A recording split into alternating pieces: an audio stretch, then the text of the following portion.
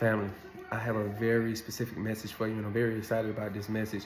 When you begin to commit your life to God and you fully devoted into the purpose that He's called you to, um, there's a major responsibility that is on our shoulders, and we have a great requirement that is in front of us, because there's a cost that we have to pay. When we're coming to Christ, and He explained this to us, about the cost of serving God, and He told us, in the book of Matthew, when the gentleman came to Jesus, he said, "Hey, I want to follow you wherever you want to go."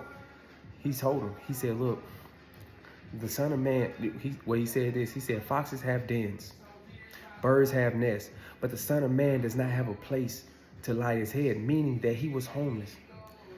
That the cost of him following his purpose, he had to go without things in his life. And that's the same cost that we have to pay when we begin to devote our lives fully to what Christ wants us to do and the purpose that He's called us to.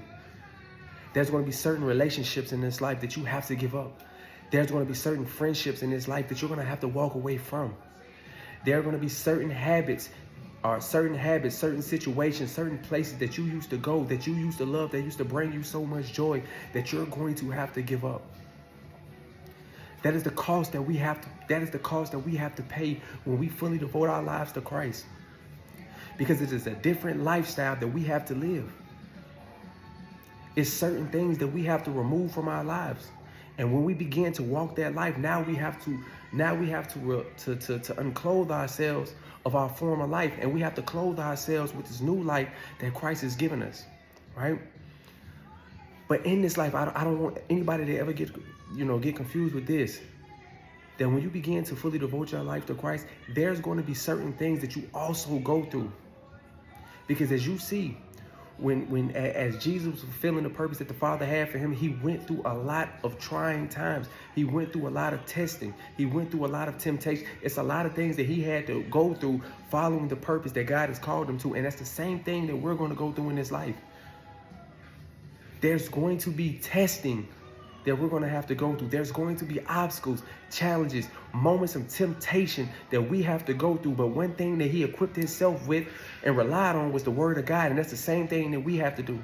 Because he's already told us that we're going to go through certain type of suffering. We're going to go through certain type of troubles in our lives. It is inevitable. We can't avoid those things. We can't. But we have to properly equip ourselves with the tools that we need to be able to get through that. Because I want you to understand this. I want you to understand the confidence and the boldness that you have to have as well with following Christ. Because there's going to be moments throughout this process that you're going to be afraid. There's going to be moments throughout this process where you're going to be a little bit worried. You're going to be a little bit, timid in certain areas. But we don't have that. God didn't give us that spirit. But in order to come out of that spirit, we have to rely on the word of God to be able to help us through those situations. And I talked about that before. But here, I want you to understand who is backing you. I want you to understand who is backing you.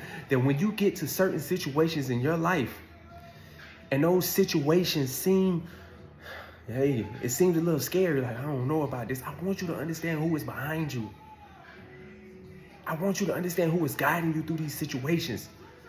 He told us that we're going to go through these hardships. He told us that we're going to go through moments of suffering.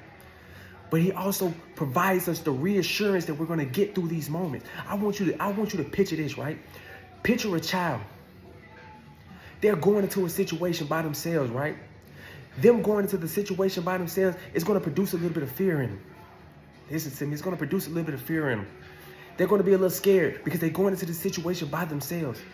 But imagine them going into a situation that scares them with their parent, with their father or their mother behind them.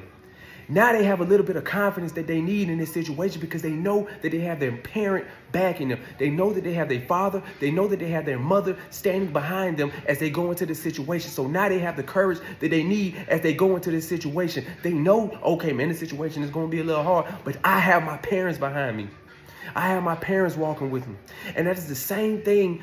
That is the same thing that we have with Christ. When we go into these situations right now, and these situations seem scary, and these situations seem hard, and these situations seem like they're going to destroy us, we have our Father behind us. So we don't have to go in there timid. We don't have to go in there scared. We can walk in there with the full confidence of Christ and the full confidence that he has given us, because we know that he is with us.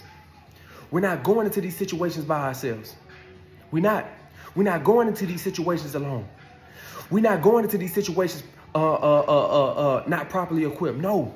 God has given us everything that we need as we go into these moments of suffering, as we go into these moments of temptation, as we go into these moments of testing. He's equipped us with everything that we need.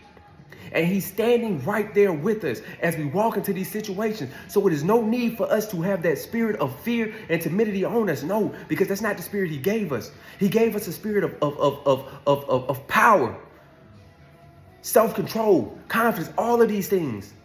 We don't have to walk in these situations anymore afraid. No.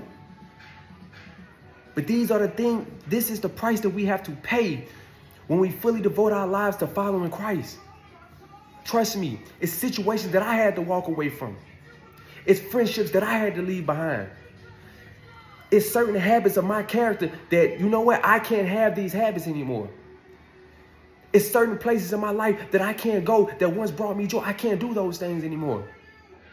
It's certain things that I can't do in a relationship, you know, that I used to do, but now I have to wait until I'm married to do those things. And I'm okay with that. I'm willing to pay that price.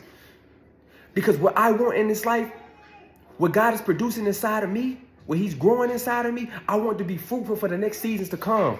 And so when I have, when I have those relationships and I'm able to have that marriage, I did things the right way. And I know it was God that was behind me, directing me and guiding me all the way, every step of the way. So I just want to bring that to you, Safe House family. And I don't know who that was for, but I know it was for somebody. All right. I love y'all.